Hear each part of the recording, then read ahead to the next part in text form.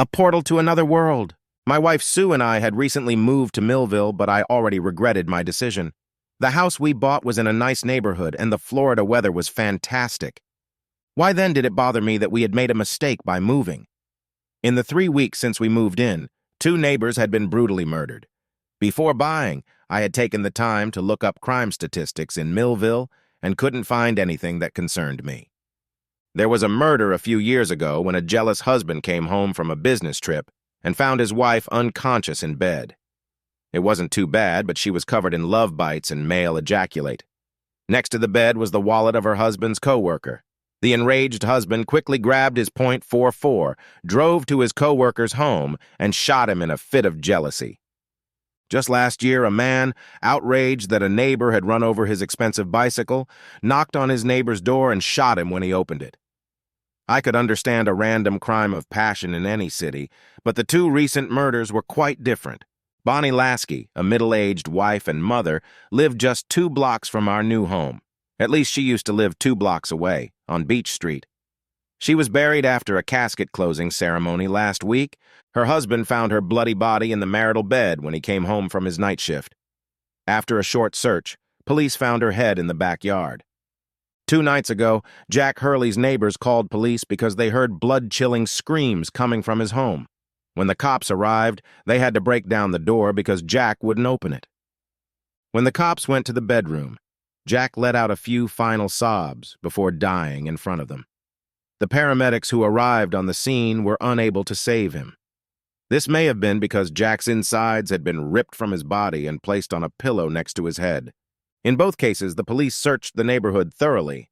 They even brought in a couple of sniffer dogs, but they came up empty. Several neighbors heard the horrific screams and looked out their windows, waiting for the police to arrive, but no one saw anyone leave Jack Hurley's house. Needless to say, this was very disturbing to me. I decided to install cameras in our house in the interest of safety. I thought about telling Sue about the cameras, but I was afraid she would get even more angry if she knew I was so worried. I could view live video from the cameras installed in every room of my house from my laptop and phone. I hoped this would give me the ability to see any threat before it was too late. I've never been a gun owner, and keeping a gun in the house would definitely upset Sue, so I declined that option. However, I wasn't completely defenseless. A few years ago, a business partner from the Middle East gave me a yataghan. I liked it a lot, so for some reason I started collecting different kinds of swords. Now I had rapiers, palashes, several sabers, a few yataghans, and 1 saber. The house we moved into was a large Victorian house. It was in excellent condition, and much of it was original. Unlike many Victorian homes I've seen over the years, the owners of this house had never lowered the ceilings, paneled the walls, carpeted the wood walls, or ripped out the wood paneling. We had 4 bedrooms, 4 bathrooms, a library, living room, kitchen, dining room, and 2 rooms that had no apparent purpose, as well as a large attic.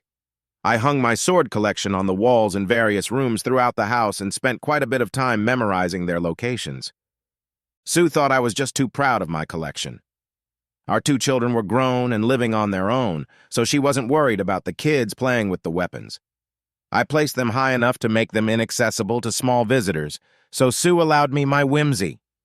We were young retirees, and renovating the huge house was our main activity. We painted the walls, polished and painted the wood paneling, and threw out a few dilapidated pieces of furniture. I secretly placed cameras in every room. I was pretty sure that Sue would never discover the cameras. I made a habit of reviewing my footage every day to see if anything unusual had happened. The cameras picked up movement and only recorded what was happening in the room. A week after Jack Hurley met his untimely demise, Luke Baker's body was found in his living room, his office, and his bathroom. Rumor had it that a small red object lodged 30 feet away in the oak tree in front of his house was his heart. Our police department called the local fire department to retrieve the object. The firemen just took one look and told the cops that they didn't have a car with a tall ladder, so they would have to climb the tree, plus pulling possible body parts out of the tree was not part of their job description. After much debate, the city rented a scissor elevator, and a young patrolman went up on it to retrieve what was in the tree. He put it in the cooler before returning to the sidewalk. A few hours later, I was on the phone with local law enforcement explaining my situation. I recently installed some surveillance cameras in my home and saw something that might be of interest to the police. We're very busy investigating 3 brutal murders in the city. I don't think we have anyone to watch your home movies, was the response of a bored woman answering non-emergency calls to the police department. Your bosses have requested anonymous information that might shed light on these very murders. I think I have it. Send someone to 423 Hickory Street. I'm Bill Macy, and I have information that might interest the police, I insisted. Wait a minute. You gave me your name and address, so it's not anonymous, replied the genius on the other end of the line. I was extremely frustrated by this point, but I managed to keep my cool as I recalled tidbits of information I'd heard about the local Flatfoots. I'll take a dozen jelly donuts and 12 cans of Bud Light with ice. That might interest a few ruminants down there. You're asking for Detective Cook? He's probably watching a movie while he waits for his shift to end. I'll pass on your message, the woman promised me. I decided to go to the bathroom while I waited to see if the cops would show up. I was washing my hands when the doorbell rang. I opened the door and saw an unassuming man in a shiny, badly rumpled suit on the doorstep. Are you really the police? That was my first question. Do you really have donuts and beer? Was his instant answer. It depends, I answered cautiously.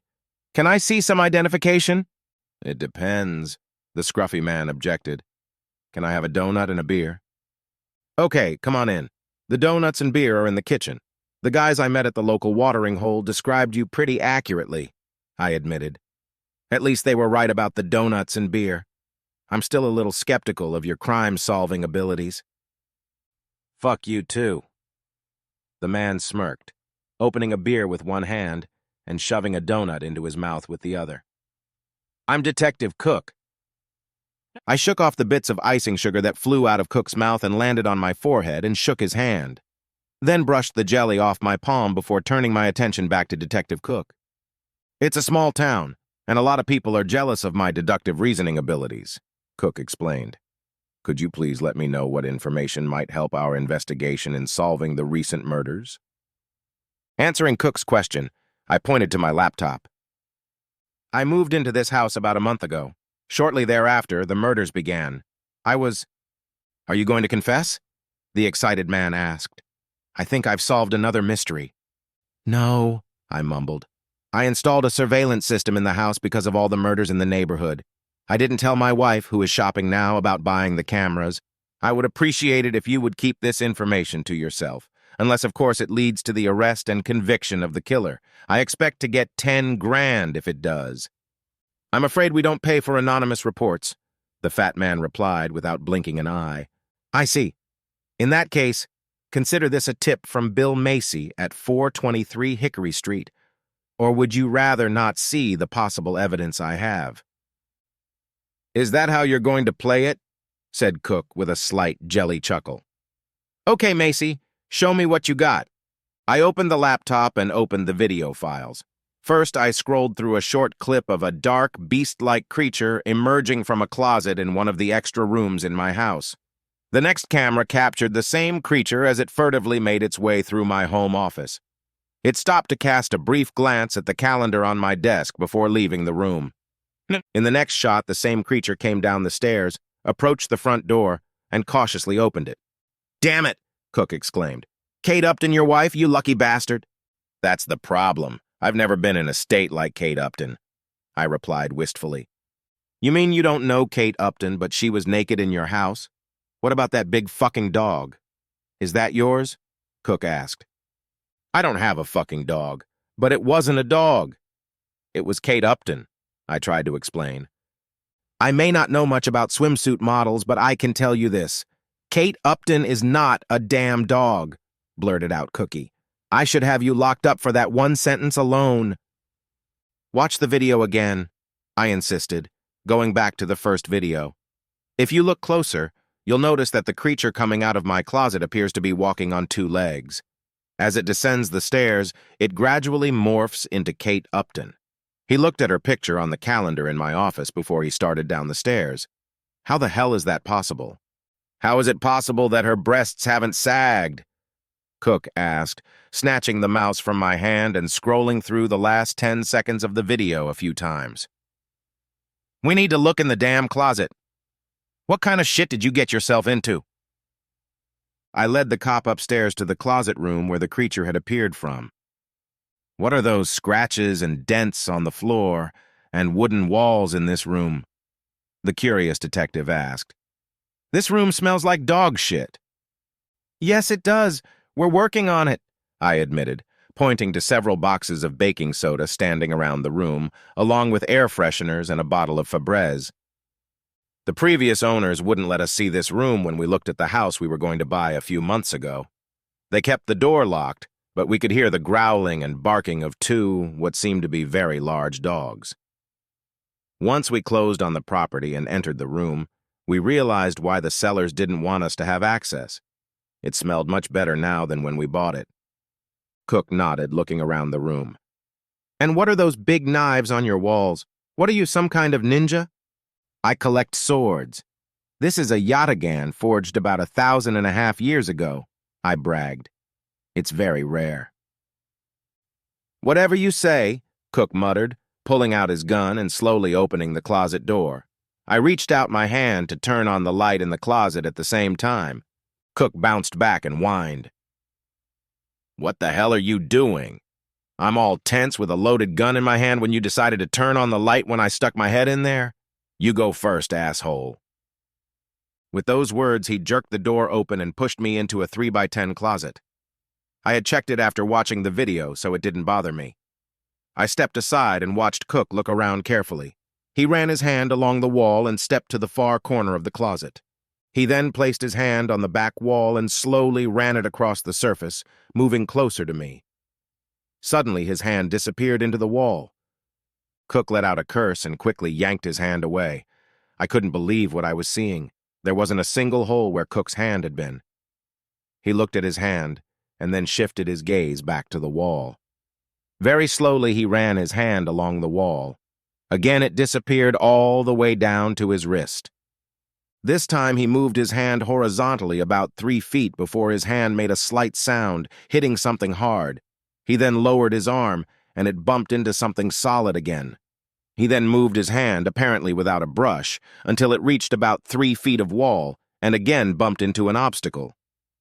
Cook pulled a felt-tip marker out of his pocket and shook the cap off it. He placed the marker on the wall and carefully moved the marker along the wall just a few inches from the hand he was moving inside the wall. He got to the far side, went down about 3 feet, and then back up to me for another 3 feet, before moving the marker back on the wall to where he had started marking. Suddenly, he gave a startled shriek and quickly pulled his hand out of the wall. Blood was oozing from a cut on the back of his previously invisible hand. I think one of those bastards clawed me or something, the burly detective said too calmly. What bastards? Where did your arm go? How did you manage to punch through the wall so easily? What the hell is going on? I asked a little nervously. I could be wrong, but it looks like you have a closet with a portal to a parallel universe, Cook replied. It's too early to say for sure, but it's entirely possible that the creature that came out of here is our killer. That doesn't make any sense, I protested. I've never heard of a parallel universe. Is it from outer space or something? It could be from some planet light years away, but I suspect it's a portal to another dimension. Scientists have been arguing about the existence of other dimensions for years. String theory allows for 11 dimensions, Cook explained. Where the hell is the guy who ate my donuts and drank my beer? I growled. What are you, a fucking theoretical physicist or something? I wish I was. I'm just a fan of the Big Bang Theory, Cook admitted, seeming deeply thoughtful. I'm going to nail that wall down, I declared. I'll take 3/4 plywood. Those bastards won't be able to break through it. No good will come of it, said Cook. There's a wall there now. Portals to other dimensions can't be blocked like that. They allow passage through solid walls, even concrete walls. Are you saying walls aren't effective? I asked. Try telling that to Hannity. Why the hell haven't those damn things been killing people for years? Why did it start when my wife and I moved? It doesn't make any sense. I bet the previous owners knew something was wrong here. That's why they locked the big dogs in the next room. Any one of those furry bastards walks into that room when a couple nasty Rottweilers or Dobermans are patrolling, and they're their food. Explain how these furry bastards, as you call them, can turn into Kate Upton, I demanded. That stunt would be worth billions on the open market. It's very likely they're werewolves, Cook reasoned. What the hell are werewolves, and what do you mean by they? Do you think there's more than one? Now I was getting really worried. They're like rats, Cook replied. If you see one, it means you have an infestation. There's probably a lot more where that hairy bastard came from. Can I call an exterminator or something? Should I get a couple big nasty dogs? What can I do to keep safe? I whined. Don't panic, Cook warned. We can't be sure this is a portal to a parallel dimension. We don't know if there is more than one bloodthirsty ghoul in your house. We can't even prove that a naked Kate Upton killed that poor lucky Luke Baker. No wonder there was a big smile on what was left of his face. He died with a smile? I asked in surprise. Yes. Can you think of a better reason? What would you do if a naked Kate Upton appeared in your bedroom? Exactly. You'd be grinning from ear to ear. If she ripped half your face off, it'd be a crooked grin, just like Baker glued what was left of his mug. You're just making me feel a little better, Detective. I live in a house where demons come out of my closet. What am I supposed to do? We need to make a plan, Cook said firmly. I suggest you keep the closet door locked, just like the door to this room. It won't stop the ugly bastards, but it should slow them down. Plus, the noise they make breaking down the door should alert you in time to run like hell. You're a real fucking piece of work, I growled. I go to the police to keep me safe from those damn werewolves, and you tell me to run like hell? That's your plan. You could try putting pictures of Don Knotts and Pee Wee Herman in a prominent place, Cook suggested. You could kick their asses. Is this a goddamn joke? I asked angrily.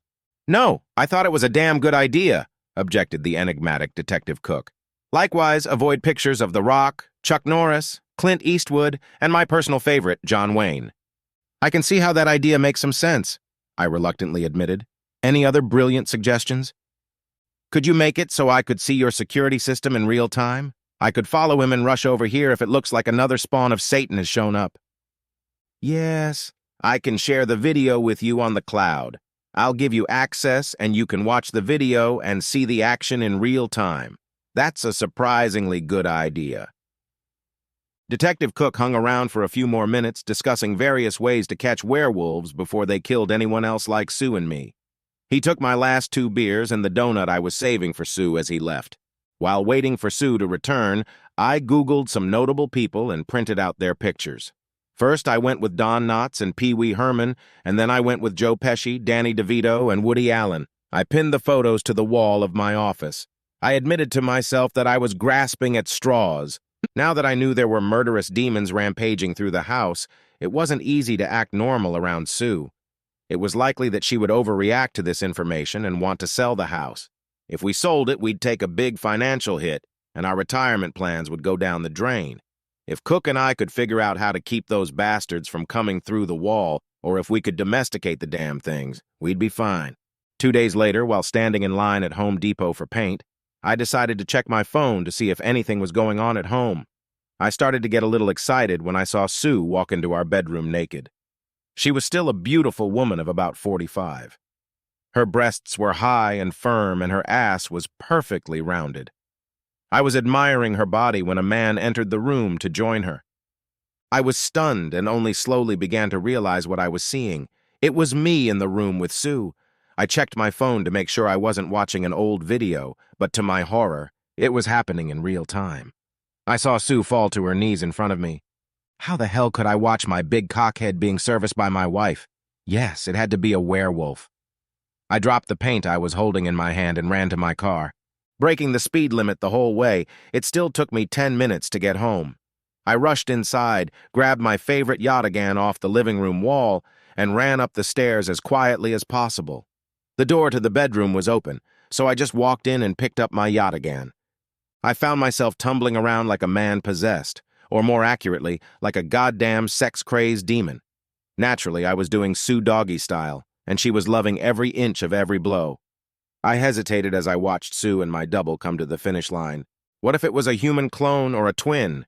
He definitely looked human. Hell, he looked exactly like me, only with a slightly flatter belly. If it was really a man, I'd commit murder. If it was really me, I'd kill myself. I was out of my mind, literally.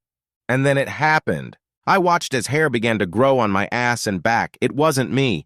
The transformation happened surprisingly quickly. Within seconds, I was already watching a dark, hairy, beast-like creature pulling long claws out of its hands or paws or whatever it was. It was preparing to strip my emotionless wife on her ass. My razor-sharp yataghan swung down and sliced the demonic bastard in half. When both parts of his body hit the floor, they turned into piles of ashes, and quite small ones at that. I was shaking at the thought of how close Sue was to becoming another victim. I was upset that she had slept so willingly and well with a werewolf, but how could I blame her? He was just a slightly better version of me, at least when it came to love. I wondered if I'd ever be able to satisfy Sue again. She never passed out when we made love, but she lay there smiling like a cat that got the cream after that demonic bastard finished with her. It was the one time I outdid myself, literally. My phone chirped and I slowly picked it up. Jesus, that was really close. For a second there, I thought you were going to let that bastard tear your wife apart after you sleep with her in the middle of next week. Did you see that, Cook? Did you see how quickly he reverted back to his original form and how he was going to tear Sue apart? I asked, somehow feeling relieved that Cook had shared that experience with me, even if only indirectly. I'd seen it all perfectly well. You're missing the real situation, I shouted. So what are you going to do about it? I demanded an answer. You can't arrest these bastards. You can't even catch them. Actually, we did have one arrested. Cook grinned. It seems Marcia Terrell was attacked last night. She lives a block away from you, on the same street. She was in her bedroom talking to her husband on the phone when Don Knotts walked into her room, wearing nothing but a wide grin and flaunting an impressively aroused expression for such a skinny guy. Marcia teaches some kind of martial arts at IMCA. Needless to say, she was kicking the little guy's ass all over the room. Her husband called the cops while she was pounding the poor little bastard. When the cops arrived, he was unconscious. He was shape-shifting while they handcuffed him. No one knew whether to take him to the vet or the doctor. You said you had one in custody, which leads me to believe you don't have him anymore, I remarked. Did he kill the cops and escape? No, he turned into a little pile of ashes in Marcia's bedroom before they could move him. I think he died in prison. It usually takes a lot of paperwork, but we decided to pretend it never happened. Marcia was fine with that. She gave the boys a bag for the ashes. She didn't feel like explaining how she'd knocked one of America's favorite television personalities out of her mind. I'll be getting one of those camera drones later this week. I'll take it through your wall into a parallel dimension to determine the best way to deal with these illegal aliens, or whatever they are. Just hold out a few more days and it'll be over. Seeing Sue stirring, I hung up the phone and walked over to her. How are you feeling? You used me to the point of unconsciousness. I feel great. We'll just have to wait a few days to try again. I need to recover, my loving wife replied, kissing me with a deep kiss with lots of tongue. That was just great. I gave Sue the best night of her life and just watched. It occurred to me that a recording of this session would be quite interesting. I would have to watch it quite a few times to recognize every move I made in this epic session. There was no way I could fully get used to the fact that Sue was being used like hell by a guy who seemed to be me but wasn't. I felt it weighing on me somehow, and it annoyed me, at least until I got home from Home Depot the next day. I was back in line at the register with the paint I had tried to buy the day before. I decided to check my phone again, and again I saw something amazing. Our neighbor, Agnes Murdoch, was a well-preserved widow in her 50s. She was nice enough to us, except that she was always preaching religion and warning of all the terrible things that could happen to us sinners. Sue thought she was harmless and meant no harm by her rants, but I tried to avoid this woman. Why was Agnes sneaking down the hallway from our spare bedroom to the bathroom completely naked? Then I realized it was another damn werewolf. He must have looked out the window and seen Agnes doing something in the backyard and decided to take her form, only he had bigger breasts and a rounder ass than Agnes. I knew Sue was away for the day visiting her family, so she was safe, but it was still a dangerous situation. Some poor sod Agnes was going to get picked off if I didn't do something. I hurried home and grabbed my trusty yataghan, which I put back in the holder in the living room. I was beginning to love this gift more and more. I silently climbed the stairs and crept down the hallway with my yataghan raised, ready to strike. Just as I reached the bathroom door, Agnes entered the hallway. She was wiping her hair with a towel. She was completely naked, and I had a chance to study her body. It was pretty damn obvious she was a werewolf. Her breasts were much bigger than Agnes had ever dreamed of having, and her ass was nicely rounded and tight. I'd seen her in her ridiculously long dresses and wide shirts often enough to know that she didn't have the figure of the sexy woman in front of me. I raised the yataghan higher and tensed my nerves, studying the area of her neck where my blade would enter. Death would be swift and merciful. The problem with my plan was how human she looked. I couldn't kill myself when I slept with Sue because I looked so human and so much like myself. It wasn't until I started to turn into a monster and became a clear threat to Sue that I decided to swing my blade. I felt like I should do the same to Agnes. I couldn't chop to pieces what looked like a real person, but if I could make her turn back into a bloodthirsty beast, I wouldn't have such qualms. With the end of the blade, I pulled the towel off her head and tossed it aside. Agnes fumbled for the towel and started to turn her head to look for it. Then she saw me standing next to her, raising my saber threateningly. She gasped and trembled. "Scared?" I grinned as a plan formulated in my head. "I know why you're here. You want some hot lovemaking before you change your clothes again and eat me, don't you, stupid? Get your enlarged ass into that room and get on all fours on the bed." Saying that, I reached out and squeezed her breasts a few times.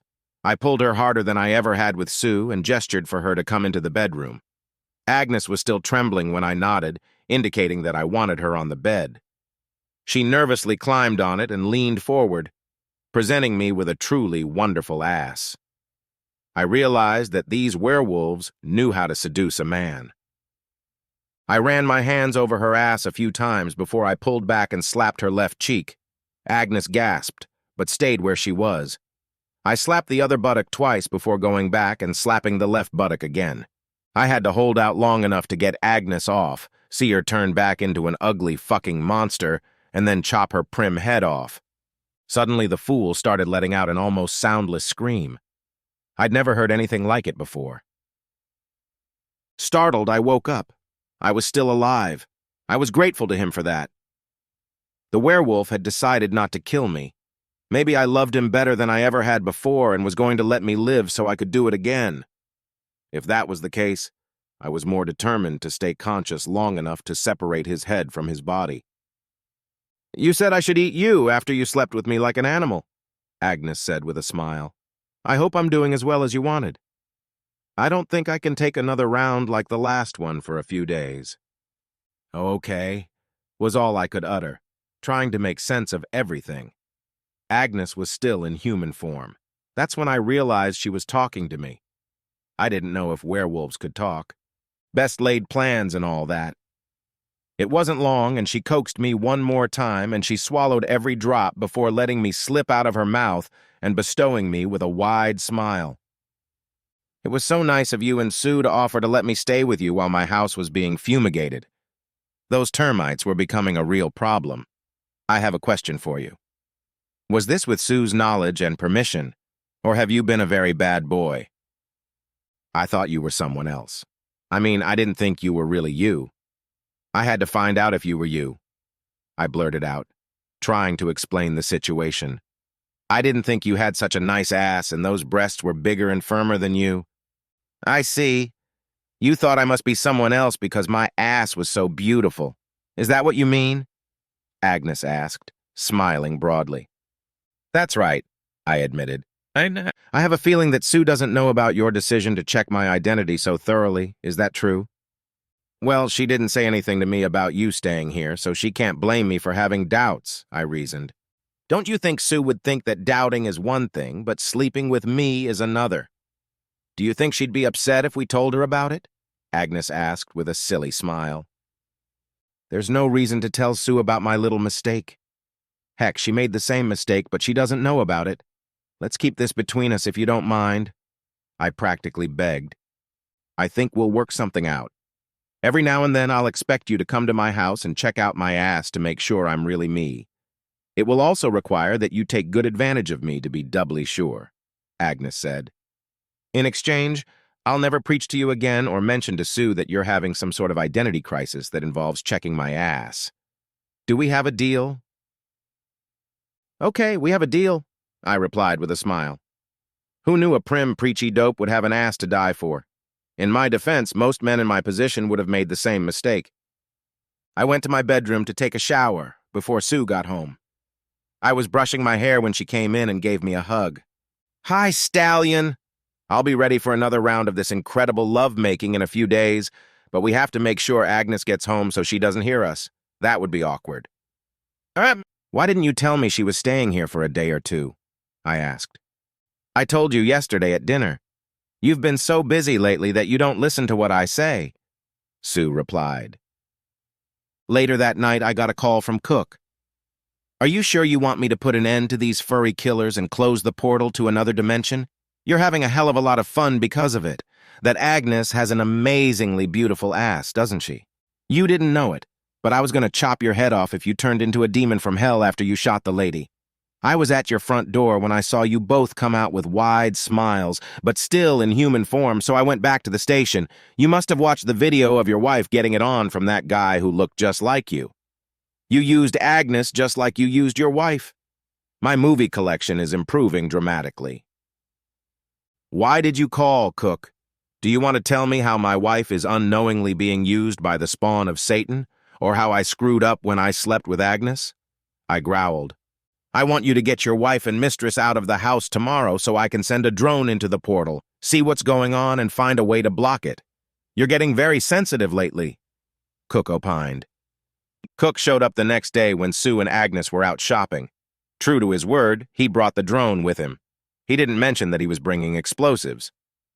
I'm sending this drone with a hell of a lot of explosives. If I think I can destroy access from that side, I'll blow it up, the detective explained. Will the damn thing blow up my house too? I asked nervously. From what I understand, the explosion will happen either in the other universe or in the universe we're in. Either way, it shouldn't have any effect on your home, or our world, or even this dimension, Cook answered logically. We stared at the monitor as the drone flew through the wall of my closet into another dimension. It's hard to describe the colors and shapes we saw as Cook rotated the drone so that the camera could catch every detail. We did see some fuzzy bastards watching the drone fly by, and soon some of them took its shape, but apparently they couldn't duplicate the mechanical moving parts, as the bastards just sat on the ground without moving. Cook brought the drone closer to the portal. On the other side of it was a wall in some kind of cave. I'll just slip around the corner and detonate the explosives. That will prevent any flying shrapnel from hitting back through the portal. If I close the entrance to the cave, those bastards won't be able to get to the portal, he reasoned as he hit the enter button on his laptop. The image on the monitor disappeared. The werewolf's head suddenly rolled through the portal and disappeared into the closet. We felt the house shudder slightly, and then everything went quiet. The severed head turned to ash before it stopped rolling. Cook reached out and tapped on the wall inside the square he had drawn with his felt-tip pen not long ago. The wall was solid. The explosion had destroyed the portal. That evening, as Sue and I were getting ready for bed, she turned to me with an impenetrable expression on her face. I still experience some discomfort when I sit up. Today at lunch, I asked for a cushion for the chair. Agnes asked for one too. The end.